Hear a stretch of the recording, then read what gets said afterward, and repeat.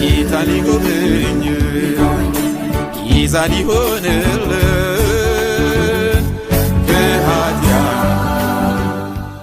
እስካሁን ድረስ የእግዚአብሔር ያልሆኑ በዓላትን ስንመለከት ቆይተናል። አሁን በቀጥታ ወደ እግዚአብሔር በዓላት እንሄዳለን።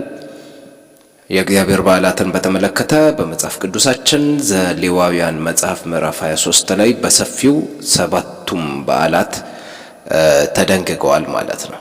እንግዲህ ከዚህ በኋላ ባሉን ጊዜያቶች በበዓላት ላይ ብዙ መቆየት ስለሌለብን ወደ ሌሎቹ ነገሮች ለማለፍ በፍጥነት የምንመለከታቸው ይሆናል ሰባቱንም የእግዚአብሔር በዓላት። አስቀድመን ግን ሰንበትን እንመለከታለን።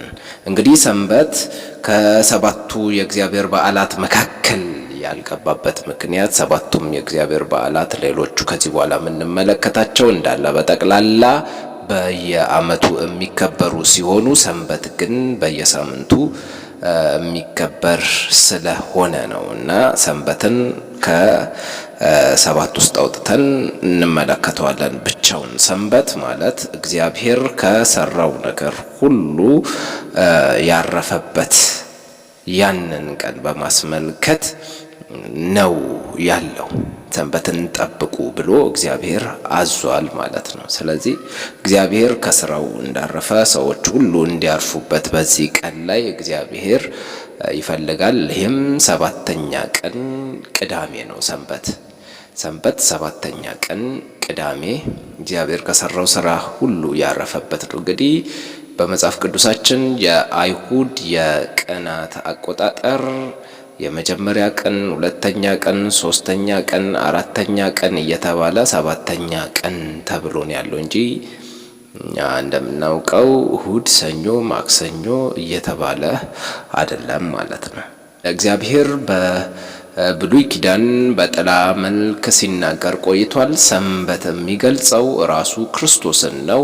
በአዲስ ኪዳን ላይ ሐዋርያው ጳውሎስም እንደዚሁም ደግሞ የዕብራውያን መልእክት ጸሐፊም ስለ ሰንበት የሚነግረን ነገር አለ። እንግዲህ የሰንበት እረፍት ለእግዚአብሔር ሕዝብ ቀርቶላቸዋል ብሎ የዕብራውያን ጸሐፊ ሰንበትን በተመለከተ ሰንበት ራሱ ክርስቶስ እንደሆነ፣ እረፍት ማለት ራሱ ክርስቶስ እንደሆነ፣ እንደዚሁም ደግሞ እስራኤላውያን ወደዛ ሀገር ባለመታዘዛቸው ምክንያት ሳይገቡ እንደቀሩ፣ እንደዚሁም ደግሞ እዛ ሀገር ከገቡም በኋላ ኢያሱም እንዳላሳረፋቸው፣ እንደዚሁም በተመሳሳይ ሁኔታ ዳዊትም እንዳላሳረፋቸው፣ ዳዊት እንደውም ስለ ሌላ ቀን ቀጥሮ እንደነበረ የዕብራውያን ጸሐፊ ይነግረናል። ሰንበት ራሱ የቀን ጉዳይ ሳይሆን በጥላ መልክ ክርስቶስን የሚገልጽ ክርስቶስ ነው እረፍት። በጠቅላላው ኢየሱስ ክርስቶስ እረፍት ነው። በክርስቶስ ካልሆነ ማንም ማረፍ እንደማይችል ይነግረናል። እንግዲህ ስለ ሰንበት ከዚህ በፊትም አስቀድመን ብዙ ስላነሳን ሰንበትን በተመለከተ እስከዚህ ካልን ቀጥታ ወደ በዓላቱ እንገባለን። ወደ ሰባቱም በዓላት እንግዲህ የመጀመሪያው በዓል ፋሲካ ነው። ሁለተኛው በዓል ደግሞ የቂጣ በዓል ነው። እያንዳንዳቸው በቅደም ተከተል የሚሄዱ በዓላት ናቸው። ዘሌዋውያን ምዕራፍ 23 ቁጥር 4 ጀምሮ ቁጥር 4 እና 5 እንመልከታቸው። እነዚህ የእግዚአብሔር በዓላት በየዘመናቸው የምታውጇቸው የተቀደሰ ጉባኤ ናቸው። በመጀመሪያ ወር በ14ኛው ቀን ሲመሽ የእግዚአብሔር ፋሲካ ነው። ፋሲካ መች ነው? በመጀመሪያው ወር በአይሁዶች የምን ወር ነው? ኒሳን የሚባል ወር ነው ማለት ነው። በኒሳን ወር ወይም በመጀመሪያው ወር በ14ኛው ቀን ሲመሽ ፋሲካ ነው የሚለን የዘሌዋውያን ጸሐፊ። እንግዲህ አይሁዶች ይሄ ልማድ አላቸው። ሁል ጊዜም በየዓመቱ በተከታታይ ጊዜ በመጀመሪያው ወር በ14ኛው ቀን ሲመሽ ፋሲካ ምንን አስመልክቶ የሚከበር ነው ሲባል ፋሲካ የሚያመለክተው ማለፍን ነው። እስራኤላውያን ከግብጽ የወጡበትን ዕለት አስመልክቶ እግዚአብሔር ወይም ደግሞ አጥፊው በመጣ ጊዜ የእስራኤል ቤቶችን ትቶ እንዳለፈና ያለፈበት ምክንያት ደግሞ ደም በራቸው ላይ ስላለ እንደሆነ እና ደም በር ላይ ያለበትን ቤት በሙሉ ትቶ በማለፍ የግብፃውያን መንደር ያሉ በኩራት በሙሉ ያለቁበትና የተገደሉበት ሞት በዛ ሆኖ በዚህ ደግሞ እልልታና ደስታ የሆነበት ምክንያትን በማስመልከት የሚከበር በዓል ነው። ምን በዓል? የፋሲካ በዓል። እንግዲህ የፋሲካ በዓል የሚከበርበትን ቀን በ14ተኛው ቀን ሲመሽ ነው ብሎናል። 14ተኛው ቀን ሲመሽ ነው ማለት እንዴት ነው ስንል እንግዲህ አስቀድመንም ስለ እስራኤላውያን ወይንም ደግሞ ስለ አይሁድ የቀን አቆጣጠር እየተመለከተን ነበረ። እንግዲህ በዘፍጥረት መጽሐፋችን በመጽሐፍ ቅዱሳችን እንደምንመለከተው እግዚአብሔር የፈጠራቸውን ነገሮች ሲፈጥር ከዛም በኋላ ያለው የቀኑ ቅደም ተከተል አለው። ማታም ሆነ ቀንም ሆነ አንድ ቀን፣ ማታም ሆነ ቀንም ሆነ ሁለት ቀን እያለ ነው የሚሄደውና ስለዚህ አይሁዶች ቀንን ሲቆጥሩ ከማታ ነው የሚጀምረው ቀናቸው። አሁን እኛ ኢትዮጵያውያን ቀን ስንቆጥር የሚጀምረው ቀኑ ከቀን ነው። 12 ሰዓት ሌሊት ጀምሮ እስከ አመሻሽ 12 ሰዓት ድረስ ቀን ብለን ከዛም በኋላ ከአመሻሽ 12 ሰዓት ጀምረን ደግሞ እስከ ሌሊት 12 ሰዓት ደግሞ ማታ ብለን ከዛን ቀንም ሆነ ማታም ሆነ የኢትዮጵያውያን አቆጣጠር ነው። የአይሁድ አቆጣጠር ግን ተገላቢጦሽ ነው። ማታም ሆነ ቀንም ሆነ ነው። ከቀን 12 ሰዓት አመሻሽ ጀምሮ እስከ ሌሊቱ 12 ሰዓት ማለዳ ድረስ ያለው ማታም ሆነ የሚለው የቀኑ መጀመሪያ ሲሆን ማታም ሆነ ይላል። ከዛ ደግሞ ማለዳ 12 ሰዓት አንስቶ እስከ አመሻሽ 12 ሰዓት ድረስ ያለው ደግሞ ቀንም ሆነ። ስለዚህ አንድ ቀን ይሆናል ማለት ነው። ማታ ቀን የአይሁድ የቀን አቆጣጠር ስርዓት በዚህ መልኩ ነው። ከዚህ ውጪ ካየን አንዳንድ ነገሮች መጽሐፍ ቅዱሳችን ላይ በአይሁድ ካልቸር አጻጻፍ የተጻፉ ነገሮች ስላሉ የተወሰነ ሊያወዛግቡን ይችላሉ። ስለዚህ ይህንን ነገር መገንዘብ አለብን። 14ተኛው ቀን ሲመሽ ማለት 14ተኛው ቀን የሚገባው ሲመሽ ነው ሐሳቡ። ሲነጋም 14ተኛ ቀን ነው፣ ግን እሱ ሲነጋ ነው። ሲመሽ ልክ 12ተኛው ቀን ሲገባ ነው። 14ተኛው ቀን እንደገባ ሲመሽ ፋሲካ ነው። ቀኑ ደግሞ ሌላ የመዘጋጀት ቀን የሚባል በራሱ አለ ማለት ነው። ስለዚህ ልክ ገብቶ ሲመሽ ምንድነው ማለት ነው? የእግዚአብሔር ፋሲካ ነው። ይሄ እነዚህ የምንመለከታቸው በዓላት በሙሉ የእግዚአብሔር በዓላት ናቸው። እንደ ሌሎቹ በዓላት አይደሉም። ባለፈው እንደተመለከትናቸው ገና እንዳሉቱ አይነት ማለትም ገና የትንሣኤ በዓል እየተባሉ እንዳሉቱ አይነት በዓላት አይደሉም። አንደኛ፣ ሁለተኛ አይሁድ የሚያከብሯቸው እንደ ፑሪም እንደ ሃኑካ እየተባሉ እነ ሮሽ ሐሽዋ እየተባሉ ያሉ በዓላትን ተመልክተናልና እንደነዛ አይነትም በዓላት አይደሉም። እነዛ በዓላት የእግዚአብሔር በዓላት አይደሉም ብለን ከዚህ አስቀድመን አይተናቸዋል ማለት ነው። ስለዚህ እንደዛ ነው። ሲመሽ ፋሲካ ነው እና ሲነጋ ደግሞ የመዘጋጀት ቀን ነው። ማታው ብቻ ነው ፋሲካ የሚሆነው። ፋሲካ በምሽት የሚበላ ነገር ነው። እስራኤላውያንም አጥፊው በመጣበት ጊዜ ምሽት ላይ ነበረ እንዲህ አይነት የደስታ ጊዜ ያሳለፉት ማለት ነው። ከዛም በኋላ ዘሌዋውያን መጽሐፍ ምዕራፍ 23 ቁጥር 6 እስከ 8 ያለውን ስንመለከት በዚህም ወር በ15ኛው ቀን ለእግዚአብሔር የቂጣ በዓል ነው። ምን ማለት ነው? ይኸው ራሱ ወር ነው። 14ኛው ቀን ሲመሽ ፋሲካ ነው። ከዛን ሲነጋ አለው። 15ኛው ቀን ጀምሮ ያለው ቀን ደግሞ 15ኛው ቀን ሲመሽ ጀምሮ ያለው ቀን በጠቅላላ 7 ተከታታይ ቀናት የቂጣ በዓል ነው ይለናል። እንደዚህ ይላል። በ15ኛው ቀን ለእግዚአብሔር የቂጣ በዓል ነው። 7 ቀን ቂጣ ወይም ያልቦካ እንጀራ ብሉ። በመጀመሪያው ቀን የተቀደሰ ጉባኤ ይሆንላችሁ፣ የተግባር ሥራ ሁሉ አትስሩበት። 7 ቀንም ለእግዚአብሔር የእሳት ቁርባን አቅርቡ። በ7ኛው ቀን የተቀደሰ ጉባኤ ነው፣ የተግባር ሥራ ሁሉ አትስሩበት ይላል። ስለዚህ አሁን የመጀመሪያው ቀን ላይና 7ኛው ቀን ላይ ያሉ ነገሮች አሉ። ከዛም በተጨማሪ ግን 15ኛው ቀን ጀምሮ ለተከታታይ 7 ቀናት የቂጣ በዓል ነው። በዓሉ ያልቦካ እንጀራ የሚበላበት፣ እርሾ የሌለበት እንጀራ የሚበላበት በዓል ነው። አሁን እርሾ የሚለውን በራሱ እንመለከታለን። በአዲስ ኪዳን ላይ ሲተረጎም ምንድን ነው እርሾ ራሱ የሚለውን ሐዋርያው ጳውሎስ በአንደኛ ቆሮንቶስ ምዕራፍ 5 ላይ ስለ ቂጣ በዓል እንደዚሁም ደግሞ ስለ ፋሲካ በዓል የሚነግረንን እንመለከታለን ወደፊት ማለት ነው። አሁን ግን እዛው በዓሉ ላይ ሆነን እንየው። አንዳንድ ጊዜ አስተውለን ከሆነ በተለይም ደግሞ የክርስትናው የትንሣኤ በዓል ጋር በተገናኘ ወይም የክርስቲያን ፋሲካ ተብሎ ካለው በዓል ጋር በተገናኘ አንዳንድ ነገሮች ከዛም ከዚህም ሲነሱ እንመለከታለን።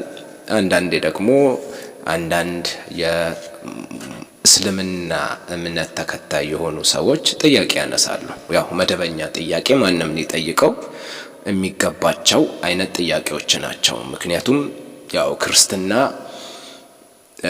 እንዲህ አይነት ባህላት ጋር የተገናኙ ነገሮችን ወደ መጽሐፍ ቅዱስ አይነት ንግርት መጽሐፍ ቅዱስ ላይ እንደተጻፈ አይነት ንግርት ተደርጎ የተወሰዱ ብዙ ነገሮች አሉ፣ ከበዓላት ጋር ተያይዞ የመጡ።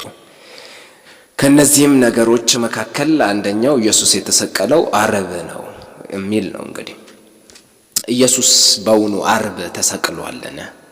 አሁን እነዚህ ጥያቄዎች እንደ ክርስቲያን እንደዚሁም ደግሞ የእስልምና እምነት ተከታዮች ወይንም ሌሎችም ደግሞ አንዳንድ ጥያቄ ያለባቸው ሰዎች ሲጠይቁ በአግባቡ ደግሞ መልስ የማይሰጥባቸው አንዳንድ ሰዎች አዎ ኢየሱስ እኮ ዓርብ ነው የተሰቀለው ተብሎ ያለ ተጽፎ ያለ ነገር ያለ ይመስላቸዋል። ኢየሱስ ዓርብ እንደተሰቀለ በመጽሐፍ ቅዱሳችን ላይ በየትኛውም ስፍራ የምናገኘው ማስረጃ የለም። በፍጹም ብንፈልግ ማስረጃ ልናገኘለት የማንችለው ነገር ኢየሱስ ክርስቶስ ዓርብ እንደተሰቀለ የሚገልጽ የሚጠቁም ነገር የለም። ሰዎቹም እንግዲህ ሲጠይቁ እናንተ የምታምኑት እምነት ትክክል አይደለም፣ ኢየሱስ የተናገረው ነገርና መጽሐፍ ቅዱሳችሁ ደግሞ የሚያስቀምጠው ነገር እርስ በርስ የሚጋጭ ነገር ነው ብለው ሀሳብ ያነሳሉ። እንግዲህ መጽሐፍ ቅዱሳችን የቱ ጋር ዓርብ ነው ኢየሱስ ተሰቅሏል ያለው የሚለውን ነገር መጠየቅ የኛም ግዴታ ሆኖ ሳለ፣ ነገር ግን አንዳንድ ሰዎች ደግሞ እንዲህ አይነት ጥያቄዎችን ሲመልሱ ትክክል ባልሆነ ወይ ይመልሳሉ። ለምሳሌ አንዳንድ ከሚነሱ ሀሳቦች መካከል አንደኛው ምንድነው? ቀናቶቹ ሃፍ ዴይ ወይም ግማሽ ቀን እንደ ቀን ይቆጠራል። ግማሽ ቀን ማለት ምንድነው? 12 ሰዓታት እንደ አንድ ቀን ይቆጠራሉ። ስለዚህ 12 ሰዓታት አንድ ቀን ብንል አንድ ቀን ከግማሹ ስንት ይሆናል? 3 ቀን ይሆናል ነው። እንደዛ ነው ለማሳመንም ይሞክራሉ። አንዳንድ ሰው ደግሞ ምን ይላል እንግዲህ አንዳንዱ ያስቃልና ልክ 6 ሰዓት ጀምሮ ጨልሞ ነበረ በምድር ዙሪያ ሁሉና ያኔ ለ3 ሰዓታት ነው የጨለመው። እንግዲህ እስከ 9 ሰዓት ድረስ ያቺ ያለችዋን ሰዓት እንደ አንድ ቀን ተቆጠረች።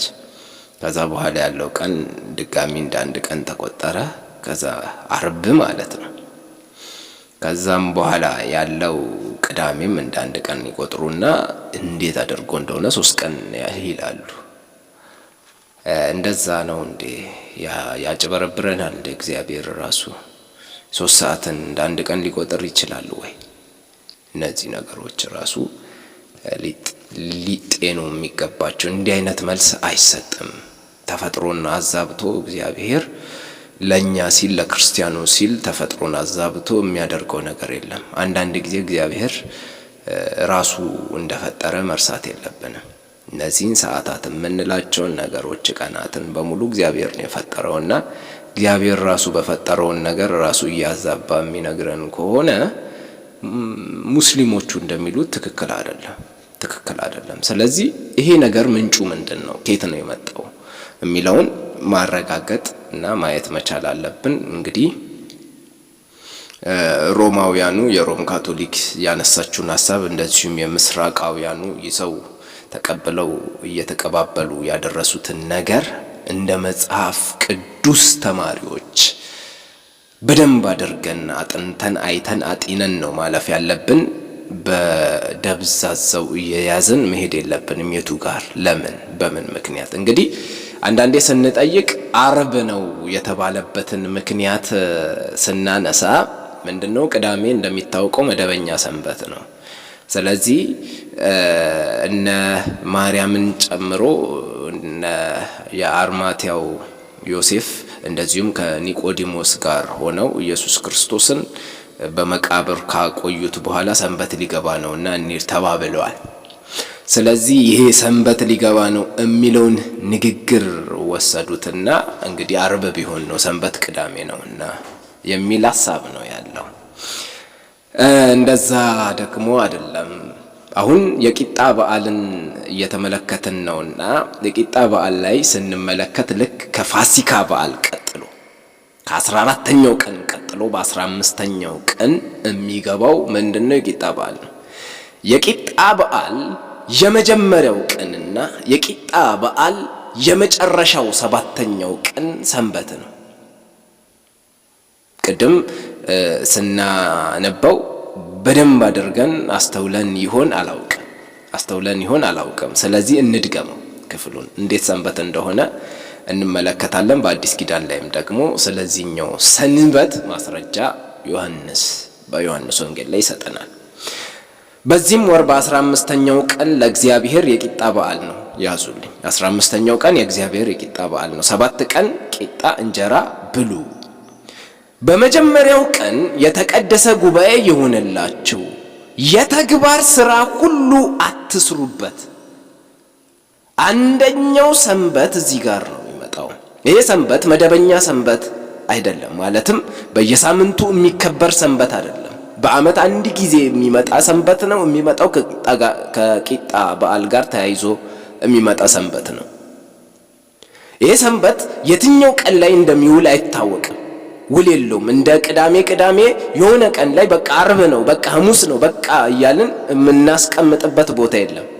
አንድ ነገር ግን እናውቃለን፣ ይሄ ሰንበት በምንም ተአምር ከመደበኛው ሰንበት ቅዳሜ ጋር አንድ ለአንድ ተጋጭቶ አይውልም። ከመደበኛው ሰንበት ቅዳሜ በስተ ውጪ ባሉት ቀናት ላይ የሚውል ሰንበት ነው። እንግዲህ የቂጣ በዓል እንዳመጣጡ የሚውል ሰንበት ነው ማለት ነው። ይሄ ሰንበት ይሄ ብቻ አይደለም። አሁን የቂጣ በዓል ላይ ያለው ሰንበት የመጀመሪያው ቀን ብቻ አይደለም፣ ሌላም ሰንበት አለ። ይህም ሰንበት የትኛው ቀን ነው? በ7ኛው ቀን የተቀደሰ ጉባኤ ነው። አሁንም የቂጣ በዓል የመጀመሪያው ቀን እና የቂጣ በዓል የ7ኛው ቀን ወይም የቂጣ በዓል መፈጸሚያ ቀን ማለት ነው፣ ማለቂያ ቀን 7ኛው ቀን የተቀደሰ ጉባኤ ነው። የተግባር ሥራ ሁሉ አትስሩበት። አሁንም ሥራ የማይሰራበት ሰንበት ነው። የቂጣ በዓል ጋር ተያይዞ የሚመጣ በአይሁድ ባህሉ ሰንበት አለ። ይህንን ሰንበት ዮሐንስ በዮሐንስ ወንጌል ምዕራፍ 19 ላይ እንደዚህ ይለናል። ቁጥር 31 ላይ እንደዚህ ይላል፣ አይሁድም የማዘጋጀት ቀን ስለሆነ ያ ሰንበት ትልቅ ነበረና ሥጋቸው በሰንበት በመስቀል ላይ እንዳይኖር ጭናቸውን ሰብረው እንዲያወርዷቸው ጲላጦስን ለመኑት። ያ ሰንበት ምንድነው? ትልቅ ነበረና። አሁን ስለ ቅዳሜ እያወራ እንዳልሆነ በእርግጠኝነት ነው የምናውቀው። ያ ሰንበት ትልቅ ነበረና ሲል ሌላ ሰንበት ነው። አዲሱ መደበኛ ትርጉም ላይ እንደውም ይህንን ምን ይላል? ያ ሰንበት ልዩ ነበረና ይላል። እዚህ ትልቅ ነበረና እዛ ልዩ ሰንበት ነበረ ይላል። ልዩ ሰንበት ማለት ከመደበኛው ሰንበት የተለየ ሰንበት ማለት ነው። ለየት የሚል ሰንበት እንደነበረ እና ጭናቸው በመስቀል ላይ እንዳይኖር ጭናቸውን ሰብረው እንዲያወርዷቸው ጲላጦስን እንደለመኑት እንመለከታለን። ያ ሰንበት ልዩ ሰንበት ነው። የእንግሊዘኛው ኪንግ ጄምስ ቨርዥን ደግሞ ስለዚህኛው ሰንበት እንደዚህ እያለ ያወራል። The Jews therefore, because it was the preparation that the body should not remain up on the cross on the Sabbath day, በቅንፍ ያደርግልንና for that Sabbath day was an high day እያለ ይቀጥላል ማለት ነው። ስለዚህ ይሄኛውን የሰንበት ልዩ ሰንበት የተባለውን ሃይ ዴይ ነው ብሎ በቅንፍ አድርጎ ይገልጽልናል።